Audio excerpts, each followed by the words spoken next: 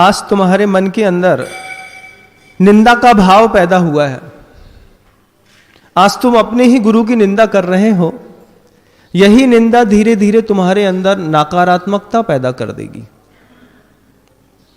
निंदा एकम निंदा, निंदा की दुनिया में एक पहाड़ा चलता है बंधुओं, अंतिम 10 तक का चलता है और कहां से कहां कैसे पहुंच जाता है आप देखिएगा।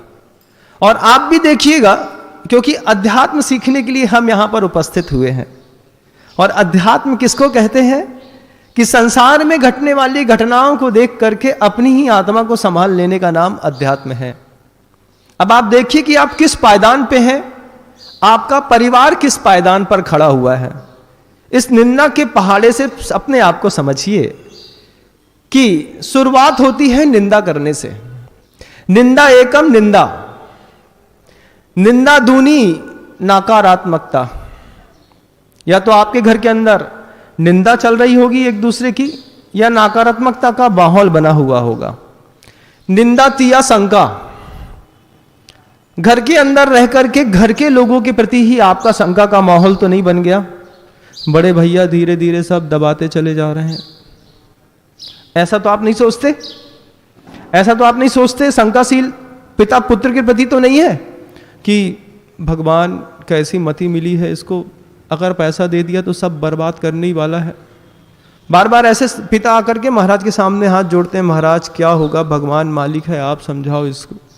हम कहते हैं ये तीसरे पायदान पर चढ़ चुका है। निंदा एकम निंदा, निंदा दूनी नकारात्मकता, निंदा तिया शंका, निंदा चौथे अश्रद्धा। अभी तो आपको अपने पुत्र के प्रति शंका पैदा हुई है और पुत्र को आपके प्रति अश्रद्धा पैदा हो गई है। अब पुत्र आपको पिता नहीं कहता, अपनी मंडली में बैठता होगा तब भी आप लोग भी ऐसे ही करते होंगे बंधु, कभी आजमाइएगा। अरे यार बाप बहुत परेशान करत है, पिताजी बगल में एक और सभ्य आदमी खड़ा है, वो कहता है अपने पापा के बारे में ऐसा बोलते हो। बोले तुमको पापा लग रहा, हमारा बाप है, हम जानते हैं कितना पेरता है हमको। ऐसा देखो, शब्दों शब्दों का खेल है तो वो पिता ही है, तो वो मां ही। लेकिन जब संस्कारों में धीरे धीरे हम चढ़ाव चढ़ने लगते हैं कुसंस्कारों का, तो कहीं ना कहीं हमारे मुख से ऐसे शब्द निकलने लगते हैं कि कभी गलती से हमारे पिता को कोई रिकॉर्ड करके भी सुना दे तो पिता की आंखें छल छला जाएंगी। वही पिता जो तुमको भोजन देते हैं, वही पिता जो तुमको वस्त्र देते हैं, वही पिता जो तुमको शिक्षा देते हैं, वही पिता जो तुम्हारे लिए दिन भर दुकान में मेहनत करते हैं, वो पिता जो तुम्हारे लिए पूरे संसार से लड़ते हैं और तुमको सुविधा देने के लिए दिन रात एक करते हैं, उसी पिता के लिए किस कर्म का उदय रहता है कि बच्चा मित्रों के बीच में खड़ा होकर के बोलता है बाप ने जिंदगी हराम कर दी है। और क्या, फिर तो लोग ऐसे डायलॉग सीख लेते हैं, बापू स्वास्थ्य के लिए हानिकारक है। पिताजी आए तो भग जाते हैं, छुप जाते हैं। ये क्या है? निंदा चौके अश्रद्धा। अब ये अश्रद्धा का भाव पिता का पुत्र के अंदर या पुत्र का पिता के अंदर पैदा हो गया बंधुओं। शुरुआत तो निंदा ही से हुई थी। निंदा एकम निंदा, निंदा दूनी नकारात्मकता, निंदा तिया शंका, निंदा चौके अश्रद्धा, निंदा पंचे अविश्वास। अब 65 साल का लड़का हो गया, 85 साल के बब्बा से बोलो दे दो हिस्सा बांट में उनको। मालूम है हमारा लड़का है, चाबी जब तक हमारे हाथ में, जब तक घर की मर्यादा बनी भई है, चौन दिन उनके हाथ में दे दो, और दिन बेच खाए हैं जे लोग, पूरी जिंदगी बर्बाद कर दी इन लोगों ने हमारी। ऐसा संवाद कई घरों में चलता होगा बंधु, भले आपके घर में नहीं चलता, भले आप मंदिर जी के अंदर बढ़िया नहा धो करके सेंटेड डियो वगैरह लगा करके आते हैं, भले आप बहुत मुस्कुराते हैं इस बात के लिए कि परिवार में सब अच्छा चल रहा है, लेकिन अंदर ही अंदर तो आप सोचते हैं महाराज पहले हमने निंदा करी, निंदा ने हमारे अंदर नकारात्मकता पैदा करी, नकारात्मकता से हमारे घर के अंदर शंका का वातावरण बन गया, अब किसी के ऊपर किसी की श्रद्धा नहीं रही, लोग एक दूसरे को अब शब्दों में बात करना घर के अंदर सीख गए। कोई एक व्यक्ति ऐसा बता दे अपने परिवार का जिसको घर के अंदर सम्मान मिलता हो, कोई एक व्यक्ति बता दे। गिने चुने अपवाद होंगे जिनके घरों के अंदर परोक्ष में भी घर के व्यक्ति की प्रशंसा की जाती हो। संसार में प्रशंसा पाना तो बहुत बड़ी बात है बंधुओं, अलग बात हो गई। घर में जिनके बीच में रहते हो उनके मुख से अपने लिए अच्छा निकलवा लो तो तुम्हारे कई जन्मों के पाप कट जाएं। सिर्फ परिवार के लोग तुम्हारे बारे में अच्छा बोलते हैं बहुत बड़ी बात है, नहीं बोलते। क्यों?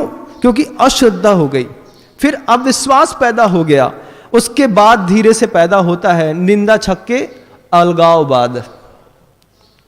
फिर धीरे धीरे अंदर ही अंदर थोड़ा सा काना फूसी उस निंदक के कान में पड़ बस जाए। कोई कह तो दे, क्या कह दे? जेठानी अपने लड़के को ज्यादा दूध पिलाती है। कह तो दे कोई देवरानी अपने ही पति से, जेठानी को देख लो 4 दिन हमें काम नहीं करने दो तो लड़का कैसे सूख के कालो पड़ गओ हम आओ। उनसे 3 बार बोली दूध दे दो, दूध दे दो, दूध दे दो। खुद के लड़का को तो मलाई वालों दे रही हैं और इतने कल को बासो इनके लाने धर दो। जेठानी अपने लड़के को ज्यादा खिलाती है, हमारे लड़के को प्यार नहीं करती। बस धीरे से ये फोबिया कान में भर दिया बंधुओं, और घर के अंदर एक अलगाववाद का वातावरण 2 भाइयों के बीच में ऐसा बनने लगता है।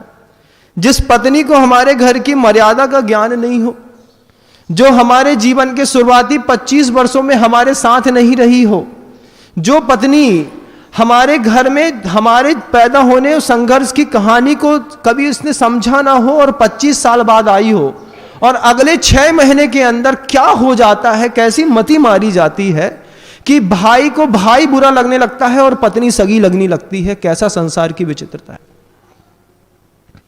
अलगाववाद की भाषा घर के अंदर जब तक 2 भाई रहते हैं और बैचलर्स रहते हैं तो कभी नहीं पैदा हुई। दोनों को लगता है अरे माँ है कोई दिक्कत नहीं, तुम इसको रोटी खिलाओ हमको रोटी खिलाओ, ये पैसा पकड़ो, तुम्हें जो करना है करते रहना। लेकिन जैसी शादी होती है हर आदमी के दिमाग में ऐसा क्या घुस जाता है आज तक समझ में नहीं आया मुझे, क्योंकि गृहस्थी का अनुभव नहीं मिला मुझे। क्या हो जाता है ऐसा कि एक ही मां के पेट से पैदा हुए 2 बच्चों के बीच में अपना अपना दिखाई देने लगता है। अपने अपने तो ये 2 भाई थे, पत्नी जीवन के 25 साल बीतने के बाद आई और तुम्हारी मृत्यु से पहले तुमसे अलग हो जाएगी। मतलब पत्नी जीवन की वो कहानी है कि किताब के कुछ पन्ने शुरुआत में नहीं थे और अंत में नहीं थे, बीच में पूरी किताब तो तुम्हारी थी। मां तुम्हारी थी, भाई तुम्हारा था। ये पत्नी के आने के बाद ऐसा क्या हो गया? कोई बुरा नहीं माने मेरी बात को मां बहने, मैं किसी मां और बहन के बारे में कोई भी कटाक्ष नहीं कर रहा हूं। उनका चरित्र तो इतना निर्मल है, मां के बारे में मैं क्या कहूं, बहन की मर्यादा के बारे में क्या कहूं। लेकिन जीवन में जो राग भाव को पैदा करती है ऐसी उस प्रमिदा, उस पत्नी के उस कर्तव्य की चर्चा है यहां पर बंधु। वो जैसे ही संसार में आती है तो निंदा का 6वां पहाड़ा घर के अंदर बढ़ा जाने लगता है, धीरे धीरे अलगाववाद का। 13 फुट चौड़ा तो मकान ही है, उसमें भी वो पत्नी कहती है हम 6.5 फीट में रह लेंगे लेकिन हमको सेपरेट लाइफ चाहिए। तो 13 फुट के मकान में 6.5 फुट जहां आप सीधा नहीं सो सकते, ऐसी एक दीवार 4 इंच की खींच दी जाती है, दोनों तरफ से छपाई कर दी जाती है, यहां से कील ठोके तो यहां निकल आए। बात बात पे झगड़ा। कोई उस दीवार पे फोटो नहीं टांग सकता, कोई छपाई तो कर सकता है, फोटो नहीं टांग सकता। भैया कितनों ठोकर रहे तो कहीं दीवार गिर जाए तो कौन संभाले है? अरे भाई जेपी सीमेंट बंडर सीमेंट से बनाई है, तुम्हारी दीवार मजबूत है, मजाल है कि हाथी टक्कर मारे सो गिर जाए। लेकिन हथौड़ी थोड़ी भी चली और इस कान में आवाज आई, उसने कान में आकर के बोला देखो बे भैया, बड़े भैया दिन भर दीवार ठोकत रहे थे। दीवार खड़ी होने के बाद भी क्या है ये बंधु, कैसा जीवन कर लिया हमने अपना। अपने घरों में कैसी ऐसी कहानियां लिखी हैं हमने कि छोटे से सड़े हुए चौके में हमने पूरी जिंदगी निकालना पसंद की, लेकिन 2 लोगों को उसी चौके में थोड़ा सा रोटी खिलाना और पसंद नहीं की। कितना डिवाइडेशन होता है तो कितना घर टूटता है आप देखो। और पत्नी का क्या जाता है, उसका कुछ नहीं है। दोनों भाइयों को अलग अलग मेहनत करनी पड़ती है, दोनों चौके में एक एक रोटी और खराब होती है, दोनों चौकों में एक एक काम वाली बाई और लगती। वही काम वाली बाई जो कल तक 6 लोगों का काम करती थी, अब वो कहती है भैया 800 तुम्हारे लेंगे और 800 तुम्हारे लेंगे। कल तक उसको 1000 रुपए में वो 6 लोगों का काम करती थी, अब तुम्हारे बंटवारे के चक्कर में तुम्हारे घर का 600 रुपए उस काम वाली बाई को ज्यादा जाता है। दो तरफ सब्जी आती है, दो तरफ गैस जलती है, दो तरफ आटा गलाया जाता है, दो तरफ सुबह शाम की सब्जियां रोटी सड़ती हैं, दोनों तरफ का आटा खराब होता है। पत्नी का क्या बिगड़ा? बिगड़ा किसका? उन दो भाइयों का। दोनों लगातार मेहनत करते रहते हैं, लगातार मेहनत, और उसके बाद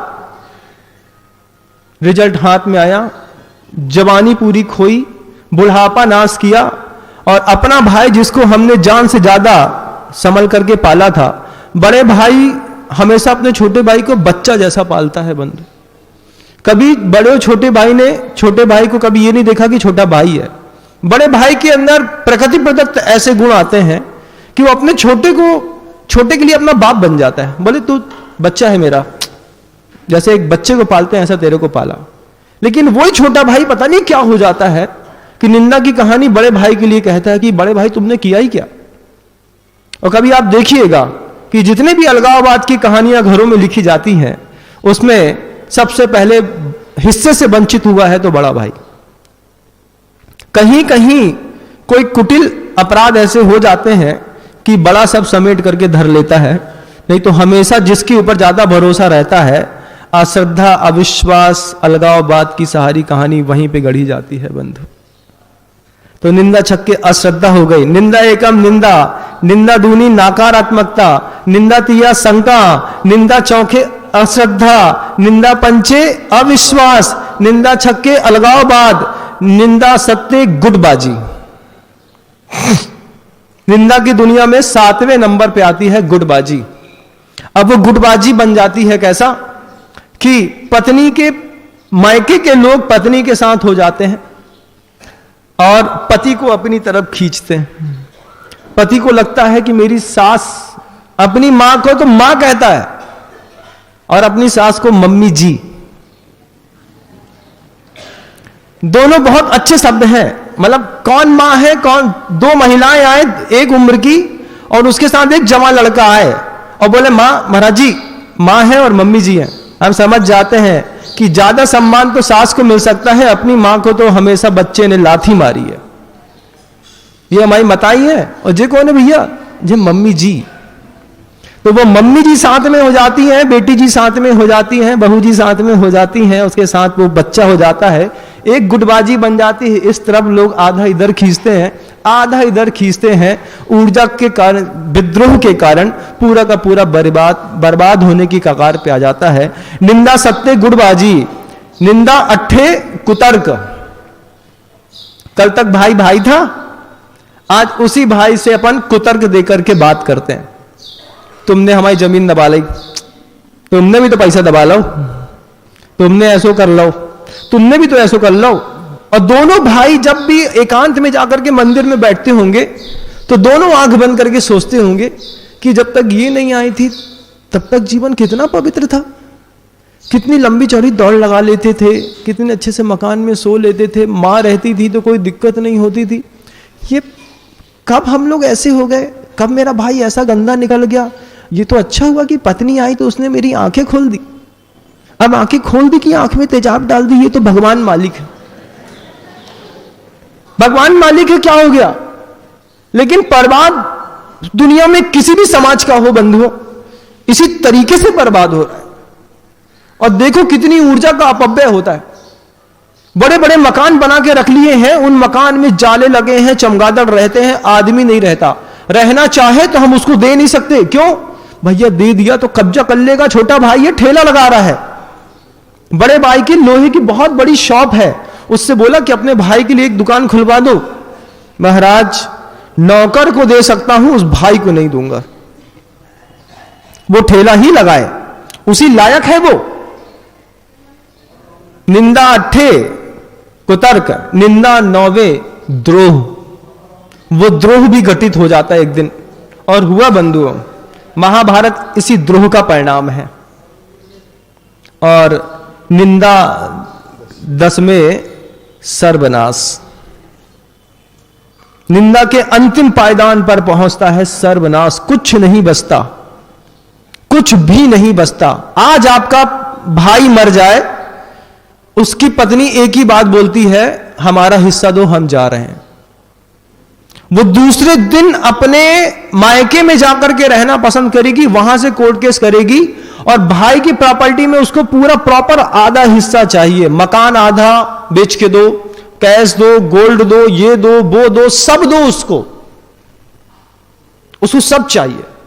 लेकिन उसको अपनी जवाबदारी नहीं चाहिए कि जिस परिवार में मैं 20 साल रही हूं, अब मेरा कर्तव्य बनता है, फल खाए जिस पेड़ के, गंदे कीने पात, धर्म हमारो है यही, मरे उसी के साथ।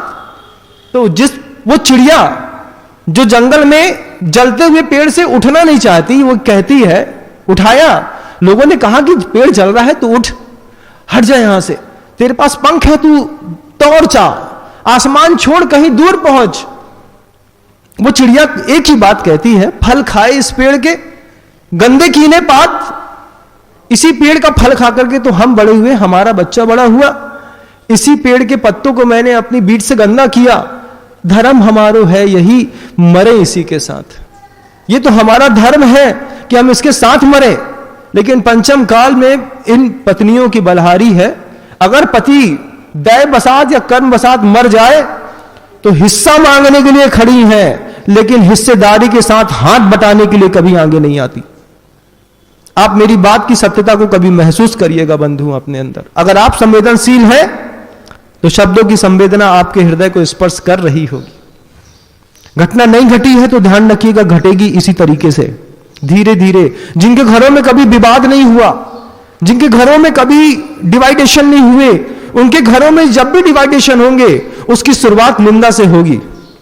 कोई आपके कान में जाकर के धीरे से जब भरे, आपकी ही पत्नी बोले कि भैया ऐसा करते हैं, भैया के हाथ में आज हमने सोने की अंगूठी देखी, एक नई वाली, मोटी वाली, तो कहना भाई है, उसका अधिकार है, उसको पहनना चाहिए। ये नहीं कहना, देखने नहीं लग जाना कि भाई ने सोने की अंगूठी कहां से पहनी। हो सकता है भाई सोने की अंगूठी तुम्हारे जन्मदिन पर तुमको देने के लिए लाया हो सकता है उसमें तुम्हारा ही हिस्सा हो। थोड़ी उदारता रखते, लेकिन नहीं, निंदा कर दी।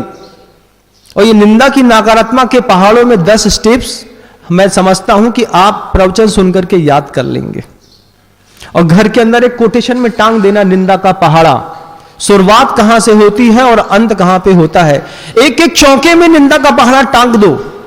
जितनी बार रोटी बनाएगी उतनी बार समझ में आएगा कि घर के अंदर इसमें से एक भी प्रकार का वातावरण बना तो पूरा का पूरा दोष हमारे ऊपर आएगा। इन लोग सब जागरूक और समझदार हैं, इनको बहकाया नहीं जा सकता। परिवार में कभी 4 इंच की ईंट की दीवार नहीं खिंचेगी बंधु, कभी नहीं खिंचेगी।